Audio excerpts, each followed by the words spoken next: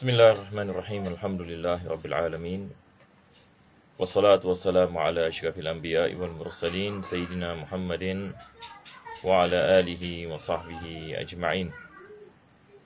Alhamdulillah, my dear respected viewers, we begin our lesson by praising Allah subhanahu wa ta'ala for this opportunity for us to continue in our lesson in the Aqaid of Imam An-Nasafi. And in our last lesson, we were speaking about the meaning of Ilm al-Kalam, and before that we spoke about the definitions, and also we spoke about a bit about the Mu'tazila. And today our lesson will continue from where we stopped, and we'll enter into the conversation between Al-Imam Abu Hasan al-Ash'ari and his teacher Al-Jubba'i.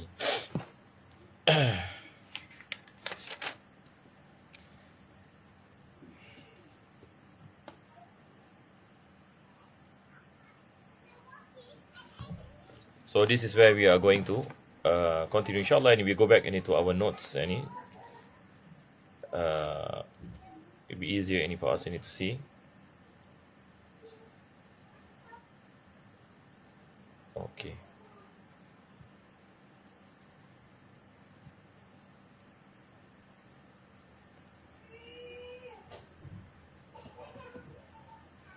So this is where we were in our last lesson.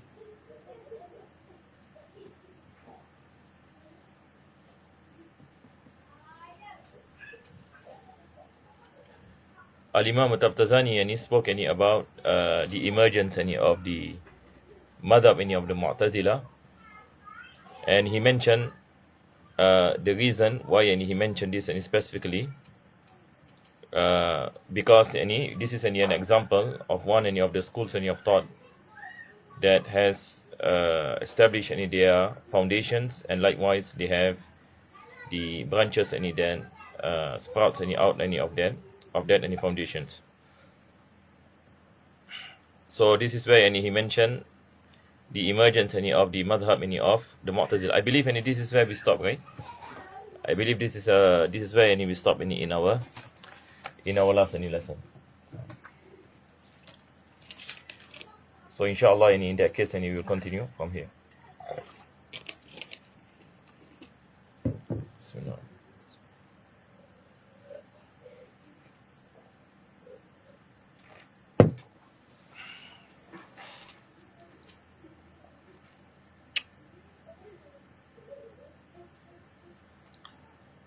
طيب.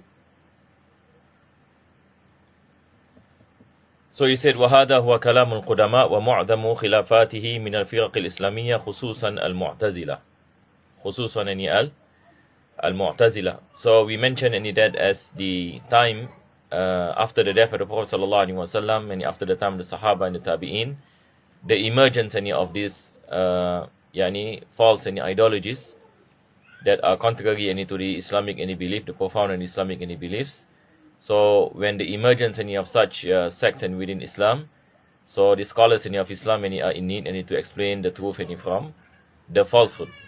So he gave this example, one of those sects that emerge whilst in these disagreements that occur between Muslims is the Mu'tazila. لأنهم أول فرقة, because they were the first sect أسسوا قواعد الخلاف, that they establish these principles which becomes a reason of difference towards the Ahlul Sunnah wal Jama'ah. لما ورد به ظاهر السنة وجرى عليه جماعة الصحابة رضوان الله عليهم أجمعين في باب العقائد. So they start to differ with what that has been established in the Sunnah, and also the opinions of the Sahaba. وذلك, then he said that وذلك أن رئيسهم, that their leader Wasil ibn Ata اعتزل مجلس الحسن البصري رحمه الله. So this is a time in history where Al-Imam Hasan al-Basri from the Tabi'in, scholars of the Tabi'in, while he was conducting lessons in Aqidah, teaching about will, teaching about laws of causation, and the will of human beings, the kasb, nowadays we call it kasb. So there was a particular student by the name of Wasil ibn Ata, and he is considered to be the founder of this madhab of the Mu'tazila. So he i'tazala majlis Hasan. So he is in a state of disagreement what is mentioned by Al-Imam Hasan and Al-Basri pertaining to the person who commits a major sin. I believe this is also I mentioned last week. This is one of the early disagreements of the Mu'tazila towards the Ahlul Sunnah, is pertaining to the person who performs a major sin. Is he considered to be a believer or not a believer? So they come to the conclusion that a Muslim who performs a major sin cannot be considered to be a mu'min, a believer, nor can we consider him to be a kafir, a disbeliever, but he is manzilatun baina manzilatain, that he is in a stage that is different from the two stages, that is stages of iman and disbelief.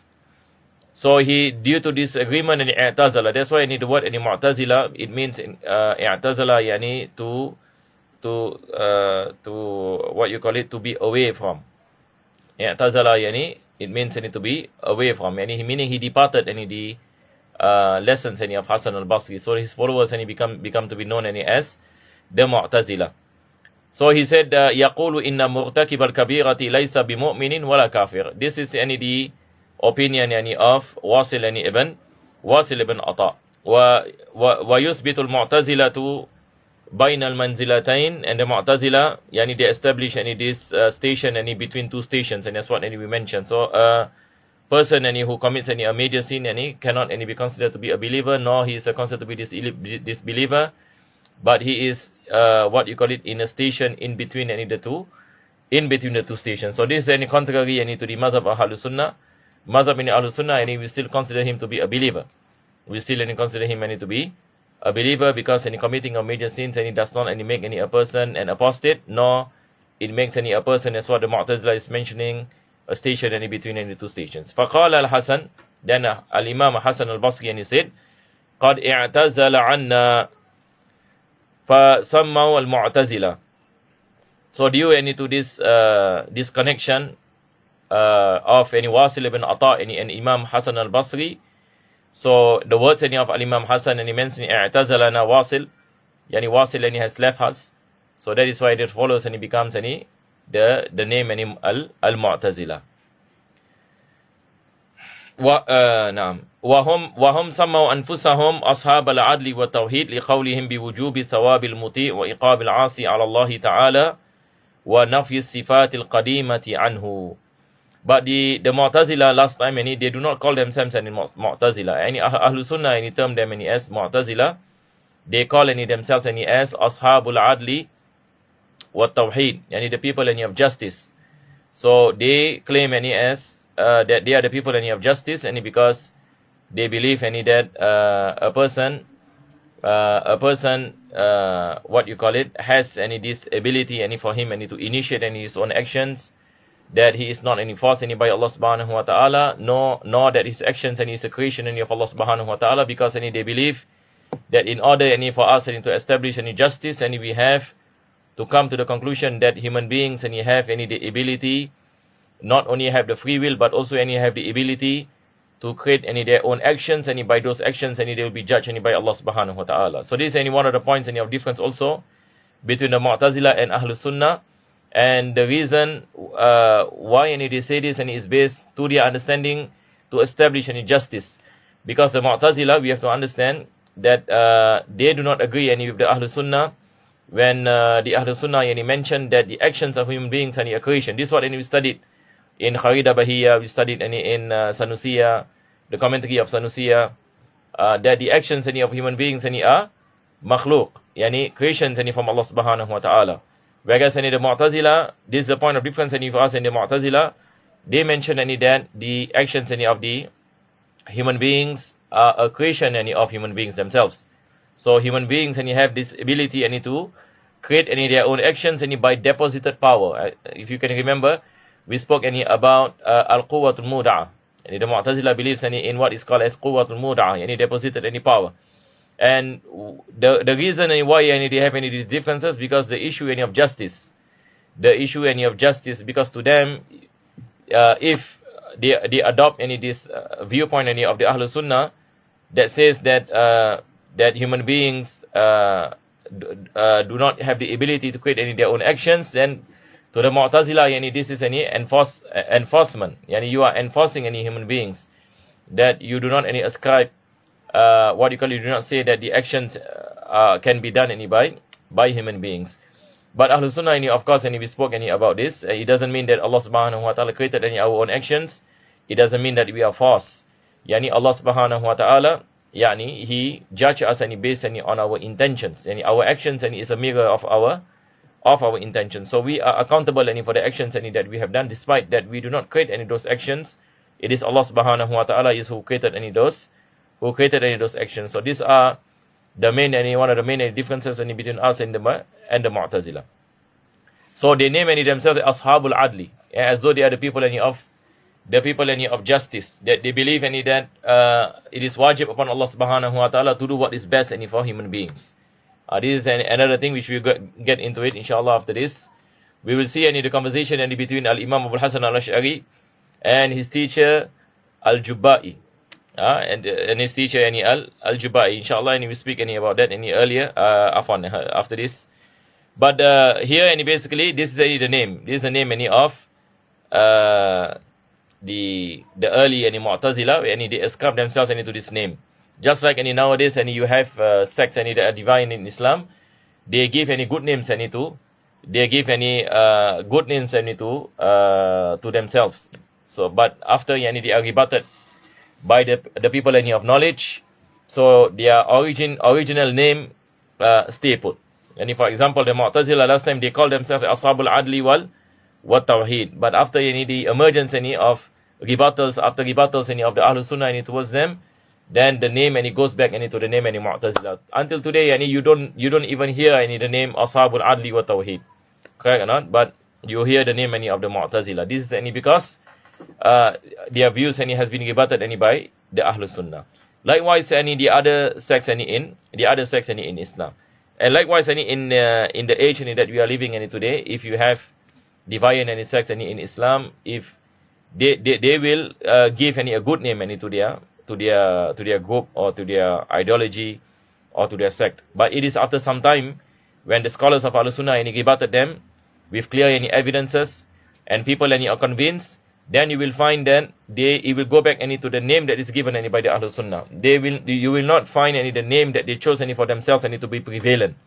So this is happening any in last time in history, and inshallah any this thing any will continue to happen. It is the fact that when there is weakness any with the Ahlul Sunnah, that the Ahlul scholars any of the Sunnah any did not rebutted these ideologies any well, that you will find any certain any terminologies or certain names any of these groups and still prevalent any in our society. But it is any after time that you will find that it will disappear. Just like any the name Ashabul Adli wa Tawheed disappear in history, the name any Mu'tazila any is known any for them. Likewise the other sects in Islam any also any you will find the same case any that will happen. Then he mentioned لِقَوْلِهِمْ, and the reason why they call themselves أصحاب العدل والتوحيد لِقَوْلِهِمْ بِوُجُوبِ ثواب المطيع وإقاب العاصي على الله. Now this is the thing, one of the main differences between the Mu'tazila and the Ahlul Sunnah is that they mention that it is compulsory upon Allah Subhanahu wa Ta'ala to reward the person who obeys Him, and it is also compulsory upon Allah Subhanahu wa Ta'ala to punish those who disobeys Him, who disobeys Him.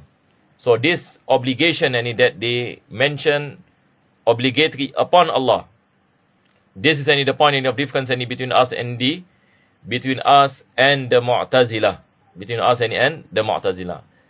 And then he also mentioned another thing, there is also a point of difference is وَنَفْيُ الصِّفَاتِ الْقَدِيمَةِ عَنْهُ. The Mu'tazila, they do not say for example Allah has attributes that are different than His essence, and they do not say this. They do not say this. So they do not believe in sifat al-ma'ani. They do not believe in sifat al-ma'ani, just like how we Ahlul Sunnah we say that Allah Subhanahu wa Ta'ala possess the attribute of qudra, that Allah possess the attribute and power.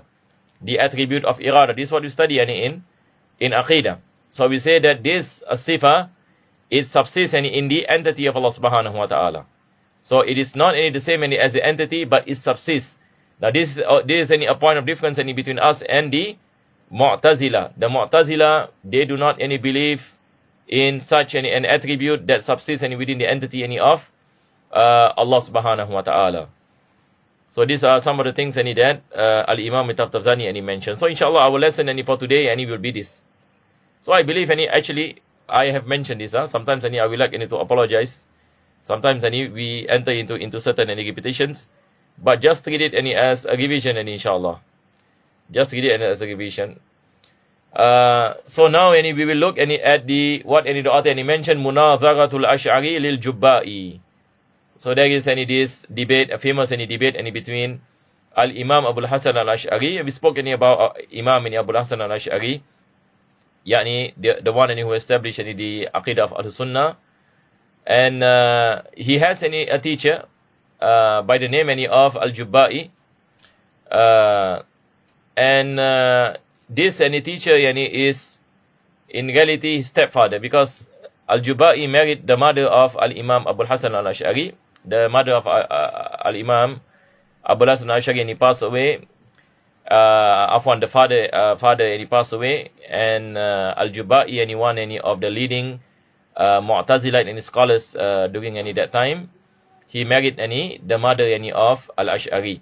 So Al-Imam Abul Hasan al-Ash'ari stayed with Al-Imam with Al-Jubba'i, and through him he is influenced by the madhab of the Mu'tazila. So if you read about Al-Imam Abul Hasan al-Ash'ari in the early stages of his life, and he was learned in the madhab of the Mu'tazila, and he studied with the prominent Mu'tazila like Al-Jubba'i himself when he was young, and he was learned in the madhab of the Mu'tazila. But of course as Al-Imam Abul Hasan al-Ash'ari expand in his knowledge and becomes a person of who is learned in Usuluddin and in Aqidah. So at times he has questions that he will ask his teacher.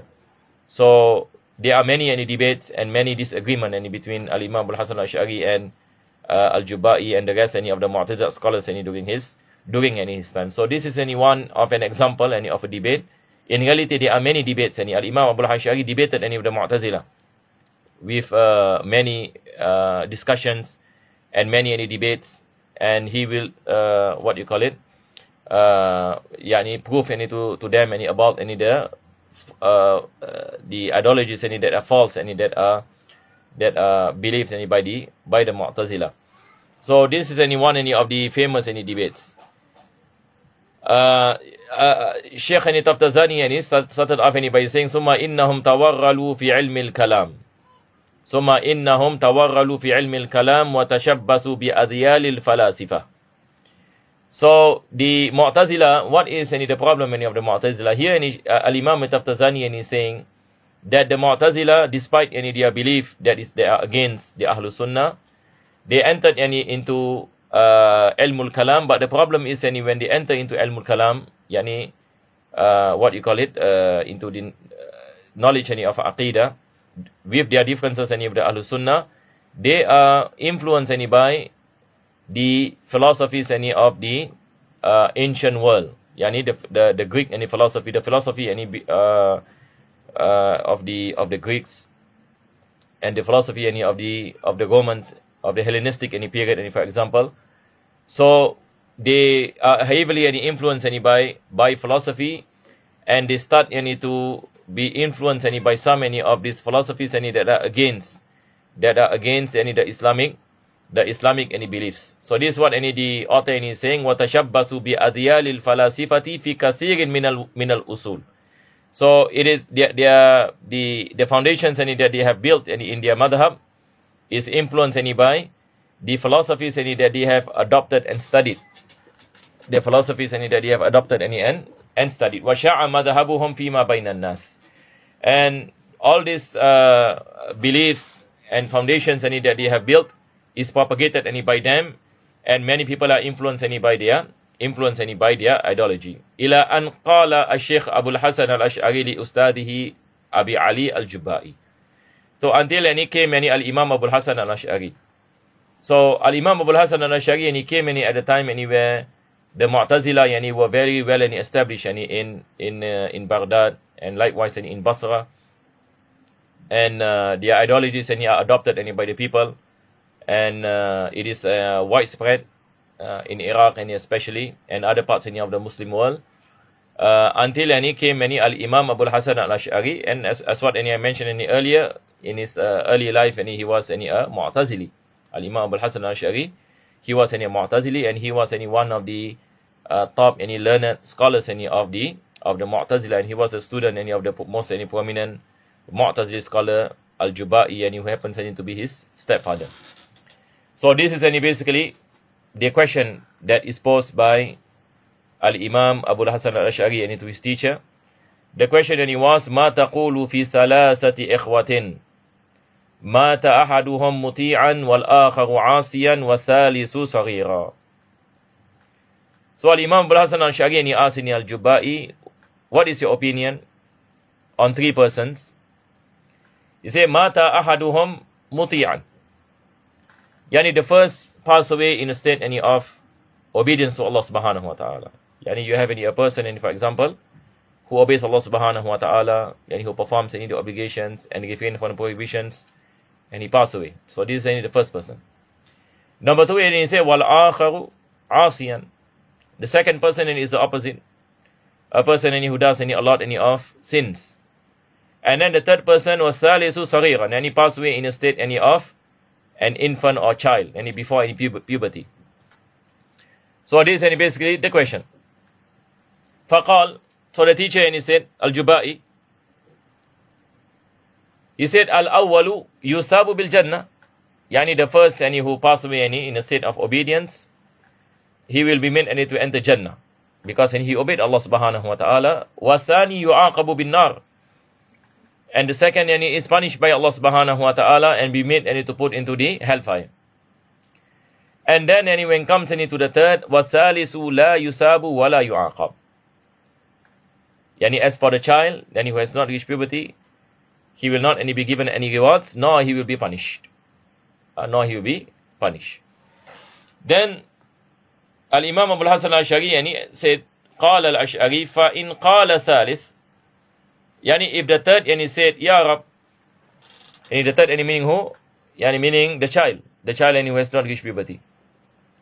So he said, Oh my Lord, lima amattani saghiran wama abaqaytani ila an akbara fa'umina bika wa uti'aka fa'udkhil al-jannah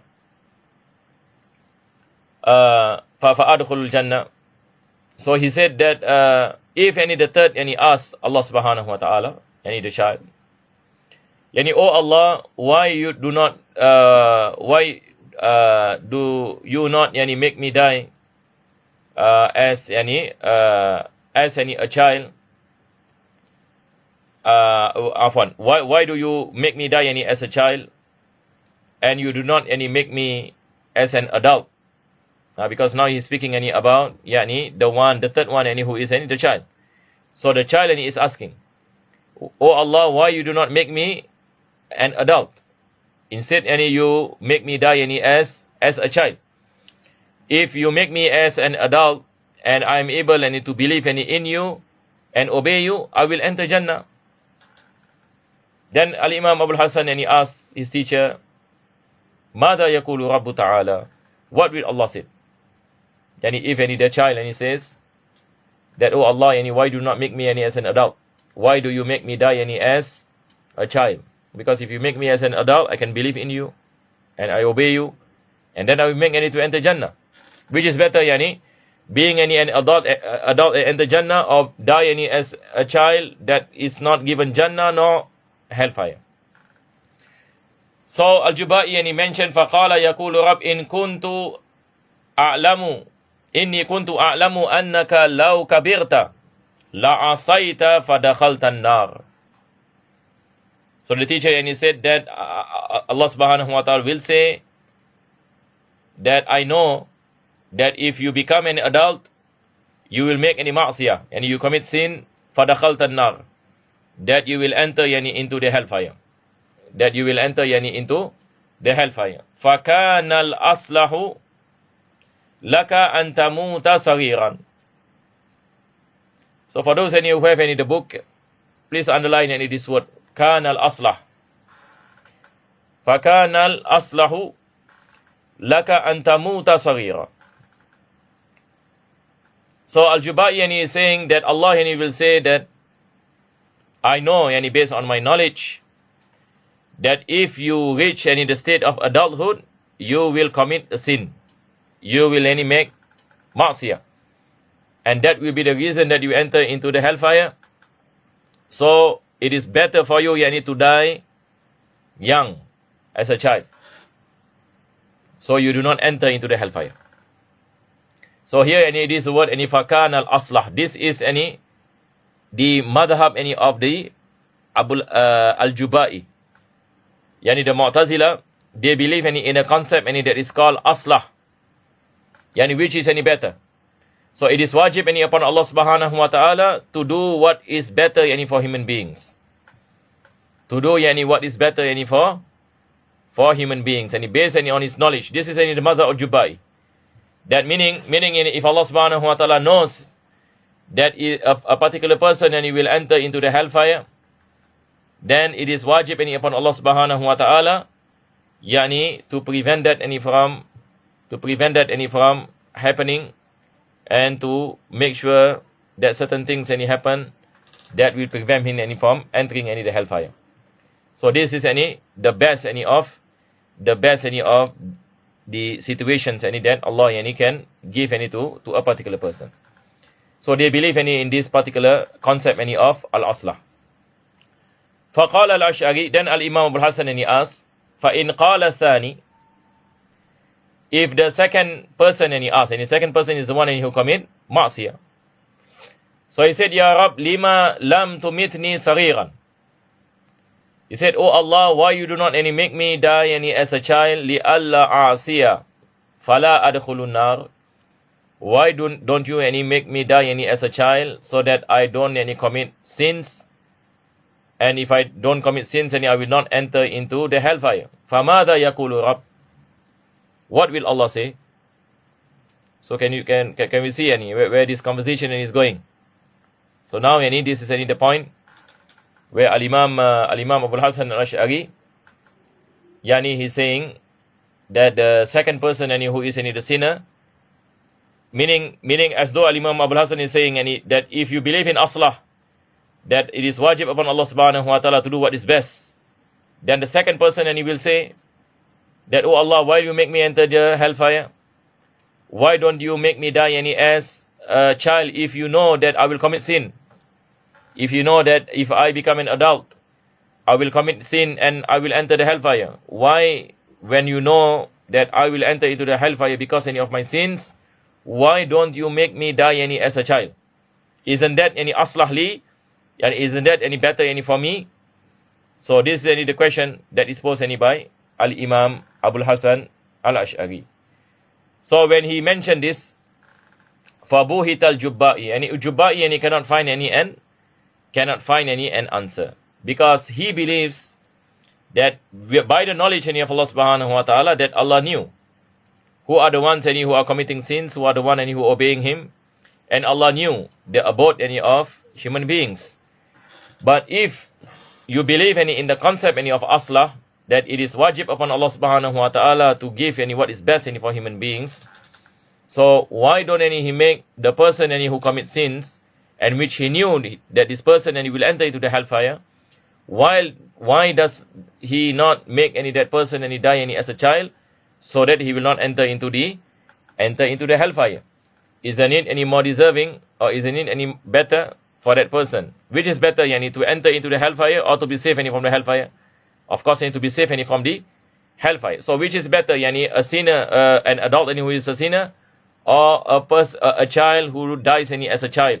Certainly, a child who dies as a child is better any than a person any who reach any state of adulthood and commit sin and dies any in a state any of a sinner. So this is any the question that is posted any by Al-Imam Abul Hasan Al-Ash'ari any to his teacher Al-Jubai. So this is any the point any of difference that Al-Jubai any is unable any to answer this particular question, and there are many other debates any as well as what I mentioned between the two, between any Al-Imam Abul Hasan and his teacher Al-Jubai and the rest any of the Mu'tazila, to such an extent that they decided any not to debate with him anymore, because this is any the ability that Allah gave any to Imam Ash'ari, the ability any to engage. He engaged any of the Mu'tazila. He asked them any questions, and then he rebutted them, and he bring forth any evidences any from the Quran, evidences any from the Sunnah, to such an extent that they are not able any to engage in any debates any with him. They deprive him any from attending any their gatherings, because Imam Abul Hasan al-Ash'ari any used any to attend their classes, and in the classes any he will ask openly the things any that he doesn't any disagree, to such an extent any they prevented him any from attending any their classes. And so what Al-Imam Abul Hasan al-Ash'ari did was he trained any students, and he told any his students any to attend their classes and say that if the person say this, then you say this. If the person any brings any this dalil, then you say this dalil. So the students any came any to the classes and start any to engage any with the teachers any of the Mu'tazila, and then they found out any that this is the same any argument any as Al-Ash'ari, the same argument as the Ash'ari. So they used any to say any that this is the argument any of Abul Hasan any Abul Hasan and Al-Ash'ari. So it became any famous any in Iraq any at that time, the emergence any of the views any of Al-Imam Abul Hasan al-Ash'ari any in opposing the views any of the Mu'tazila. So in history, any if you read any history, it is important any to read any the part anywhere how any the Mu'tazila came into prominence. You will find any, for example, from the time any of Al-Imam Abul Hasan Hasan al-Basri,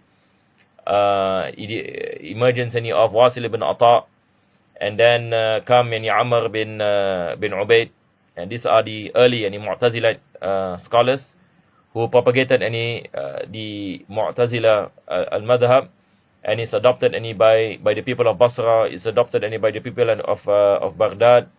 And then what happened was during any the time any of the Abbasid any Caliph, Abbasid any Caliphate, after the time of Harun al-Rashid, the sons any of Harun al-Rashid and were influenced any by the Mu'tazila, and they adopted the creed any of the Mu'tazila any in the Islamic any empire. And this is any one of the main reason why the school any of the Mu'tazila spread in the Islamic world at that particular time forcefully, yani by the caliphs and the sons any of Harun al-Rashid. Actually, yani I prepared any some PowerPoint slides any to show you the point in history how any this school any of the Mu'tazila what you call it expanded any in the Islamic any empire.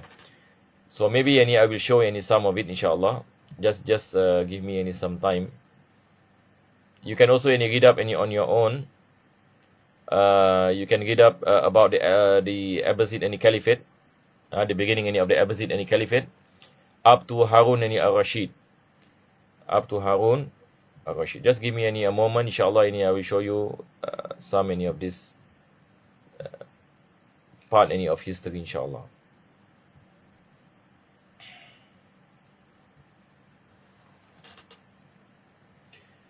So of course some of you and you might be saying, but nowadays and you don't have any the Mu'tazila,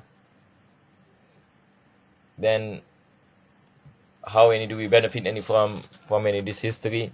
You see, Al-Imam Taftazani and is just any give an example any of the Mu'tazila. So you can apply any this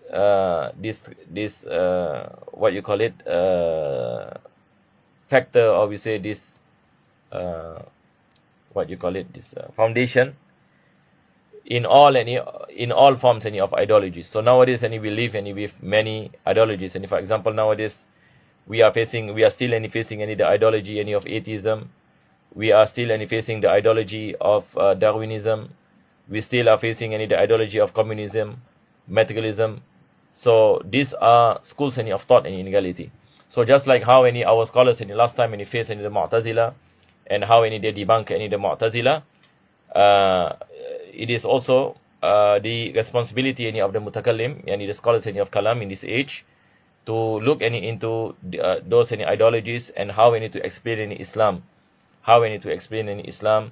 and how to explain about some of the dangers of such ideologies with regard to the ideology, the understanding of Islam.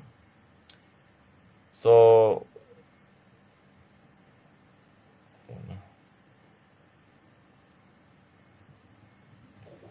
this is Al-Imam Hasan al-Basri. He was born in Medina in the year 21 Hijriya. In the year 21 Hijriya, and he passed away in the year 110 Hijriya. So he start off by Al-Imam Hasan al-Basri, and then you have Wasil ibn Ata, and it is the person who is the founder of the Mu'tazilite in his school. So as what I mentioned earlier, the example given by Al-Imam Taftazani can be adopted with other forms of ideologies, and that's what we mentioned. So it is important when we speak about a particular ideology or a particular thought, we always go back into the founder, who is the founder of this ideology. Study about a bit about the founder and how it expanded. So this example of the Mu'tazila is such that it goes back into this person by the name of Wasil ibn Ata. So we spoke about as what Imam Taftazani mentioned, he was with Hasan al-Basri, and then he left the lesson of Hasan al-Basri due to some disagreements that he has. And then we have another person who is prominent also by the name of Amr ibn Ubaid. Amr ibn Ubaid. So he lived during the time of the Mu'tazila, and he was the one who influenced the Caliph of the Abbasid Caliph to adopt the Mu'tazila as official ideology in the Islamic Caliphate. So this is the person, because the sons of Harun al-Rashid, when they rose to power, after the death of Harun al-Rashid, he was close to Amr ibn Ubaid. So he asked Amr ibn Ubaid for help for assistance to help the Abbasid Caliph, because situation was a bit chaotic during that time. So the Mu'tazila gained a lot of support from the people in Basra, in Baghdad in particular. So Amr ibn Ubaid was asked by one of the caliphs of the sons of Harun al-Rashid for assistance, and he said to the caliph, he said that if you follow the truth, the people will be with you. So what he meant by the truth is you adopt the school of the Mu'tazila. You adopt the school of the Mu'tazila, and this was agreed by the sons of Harun al-Rashid, like Al-Ma'mun, for example, which I will mention after this. The sons of Harun al-Rashid, like Al-Ma'mun. Al-Ma'mun is heavily influenced by the creed of the Mu'tazila, and he enforced upon the Muslims to adopt the Mu'tazila belief, the Mu'tazilite belief. So this is how the ideology of the Mu'tazila spread in the Islamic world, and after that a lot of the Muslim scholars of Kalam wrote a rebuttal against the Mu'tazila, so many, to such an extent that the madhab of the Mu'tazila is no more present in our time. And then you have Abu Abdullah Ahmad bin Abi Du'ad al-Iyadi. This is also one of the scholars of the Mu'tazila, who is the scholar, who is the Qadi of the Abbasid Caliph. The Qadi, the top scholars appointed by the Abbasid Caliph. And he was the one who mentioned that it is compulsory upon every Muslim to abide by madhab of the Mu'tazila, and this is in the time of Imam Ahmad ibn Hanbal. And due to this decree, Imam Ahmad ibn Hanbal he was sentenced in prison, and almost he died by severe beatings from the house of the Caliph, because he does not agree with the school of the Mu'tazila, especially in the debates pertaining to the Quranul Karim, whether it is makhluk or non-makhluk. This one also one of the differences between the Ahlul Sunnah and the Mu'tazila. So this is named as the Mihna. If you read any history, Al-Imam Ahmad ibn Hanbal, and he lives during the period of, they call it the period of Mihna, and it is during the time of Al-Ma'mun, the time of Caliph Ma'mun. So read up about all these things. So the Qadi that engaged in a debate with Imam Ahmad ibn Hanbal, and he was Ibn Abu Du'ad, and he was named as Ibn Abi Du'ad. So these are some of the prominent scholars of the Mu'tazila. Then you have Harun al-Rashid, and as what we mentioned, he was the fifth Abbasid Caliph, and he was actually the founder of this this Baitul Hikmah. Baitul Hikmah is very well known, especially in the West, where many of the translations of Greek philosophies was done into the Arabic language. And during his time also, the Muslims they thrive in science and technology. So you can read up about the Abbasid Caliph, about Harun al-Rashid. It is important, a lot of our scholars like Al-Imam Shafi, Imam Ahmad ibn Hanbal live during the time of Harun al-Rashid. And then after the death of Harun al-Rashid, he came his son Al-Amin. Al-Amin. So he ruled for 4 years after Harun al-Rashid, and then a civil war broke out. He fought with his brother Al-Ma'mun. So he was killed in the battle, and then Al-Ma'mun rose into power.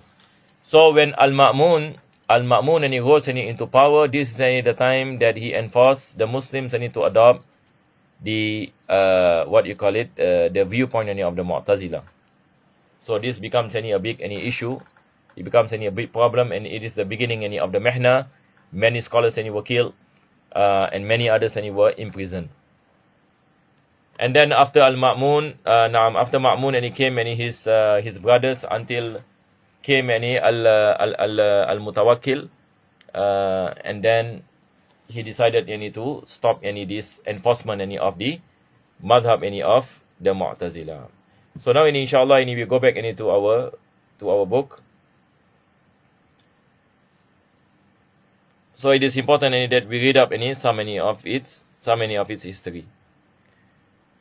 And then the author mentioned, after he spoke about the debate between Al-Imam Abu al-Hasan al-Ash'ari and Al-Jubba'i, he said Fabuhit al-Jubba'i wa taraka al-Ash'ari madhabahu. So when Jubba'i is not able to answer Al-Imam Abu al-Hasan al-Ash'ari in the questions that he posed, so Al-Imam Abu al-Hasan al-Ash'ari decided to abandon that madhab. وَاشْتَغَلَ هُوَ وَمَنْ تَبِعَهُ بِإِبْطَالِ رَأْيِ الْمُعْتَزِلَةِ. So Al-Imam Abu al-Hasan al-Ash'ari and his followers and his students, then they began to rebut the madhab of the Mu'tazila, wa isbati ma warada bihi sunnatu, and to affirm what has been established in sound sunnah, wa mada alayhi al-jama'ah, and what has been followed the majority of the Muslims during the time of the Prophet ﷺ, after the time of the Prophet ﷺ, فَسَمَّوْا أَهْلَ السُنَّةِ وَالْجَمَاعَةِ. So his followers became known as the people who follow the Sunnah and who abide by the Jama'ah, because we have the hadith of the Prophet ﷺ, عَلَيْكُمْ بِالْجَمَاعَةِ, that the Prophet ﷺ mentioned that you have to follow the majority of the Ummah. And also in the hadith the Prophet ﷺ said, Yadullah ma'al jama'ah, kama qala sallallahu alaihi wasallam, the help of Allah subhanahu wa ta'ala is with the jama'ah, is with the majority. So he followed the sunnah of the Prophet sallallahu alaihi wasallam, established sunnah, and follow the majority, as what has been inherited from the Prophet sallallahu alaihi wasallam, all the way to his time. So they are known as Ahlu Sunnati wal Jama'ah. So this particular word, any Ahlus Sunnah, any wal Jama'ah, become any prominent during the time of Al-Imam Abul Hasan al-Ash'ari. You will find, for example, Al-Imam al-Tahawi also mentioned in Aqidah Tahawiyah that this book is explaining the Aqidah of Ahlus Sunnah wal Jama'ah, as is mentioned by Al-Imam Abu Hanifa Nu'man. If you read the Muqaddimah of Al-Imam al-Tahawi, and also he used the word Ahlus Sunnah and wal Jama'ah, to differentiate between the people of the truth and the people of batil. The people of the truth and the people of batil. So today we are also important for us to study the creed of the Ahlus Sunnah and wal Jama'ah, so that we protect ourselves, so that we are able to distinguish what is truth and what is falsehood. So many ideologies came and go from the time of the Prophet sallallahu alaihi wasallam. After the death of the Prophet sallallahu alaihi wasallam, and is what we mentioned, came the Shia, the Mu'tazila, the Mujassima, the Murji'ah, the Mulhid, within the Islam and out of Islam, and all these ideologies. And today we are living in a time where all these ideologies are still present. Many of these ideologies is still present, even some of the beliefs of the Mu'tazila, even though the Mu'tazila is not present as a group, but their beliefs are still present in our societies. Likewise, the issue of the Mujassima, the issue of atheism, the issue of what you call it, some Western philosophy that is contrary to the belief in Islam, and many Muslims are influenced by certain things. So that shows the importance of establishing Ilmul Kalam, the importance of firstly understanding what is the creed of Ahlus Sunnah, and then the importance of differentiating what is truth and what is false, by bringing in evidences and explanations in rebuttal to such ideologies, to explain the truth to the Muslims. So this is basically the importance of Ilmul Kalam, even in our age, and especially in our age. And then the author mentioned, ثم لما نقلت الفلسفة إلى العربية وخاض فيها الإسلاميون وحاولوا رد على الفلاسفة فيما خالفوا فيه شريعة فخلطوا بالكلام كثيرا من الفلسفة. Al-Imam Taftazani now he begins to speak about another issue that happened in the past, because last time when they translated some of the books of philosophy, Greek philosophy, to Arabic, so what happens was there was a mix between Greek philosophy and the Islamic creed. There was a mixture. There was a mixture. And then what the reason behind this mixture is because initially they tried to rebut the philosophy that is against the beliefs of the Muslims. This is what he mentioned. وَحَاوَلُوا رَدَّ عَلَى الْفَلَاسِفَةِ فِيمَا خَالَفُوا فِيهِ شَرِيعَةً. So they start to rebut such philosophies that are against the Islamic belief. فَخَالَطُوا بِالْكَلَامِ كَثِيرًا مِنَ الْفَلَاسِفَةِ. So what happened was the knowledge of Aqidah is mixed with philosophy, لِيَتَحَقَّقُوا مَقَاصِدَهَا فَيَتَمَكَّنُوا مِنْ إِبْطَالِهَا. And the reason why they do this because they want to rebut philosophy. So when they want to rebut the Greek philosophy, they mention the examples of Greek philosophy in the books of Tawheed. In the books of Tawheed. إِلَىٰ أَنْ أَدْغَجُوا فِيهِ مُعْظَمَ الطَّبِعِيَّاتِ وَالْإِلَهِيَّاتِ. So they start to put in more of the arguments of the Greeks, especially philosophy of the Greeks of the Hellenistic period, for example. And they even mention about the philosophy of believing in God and the existence of God, and likewise the theory of causation.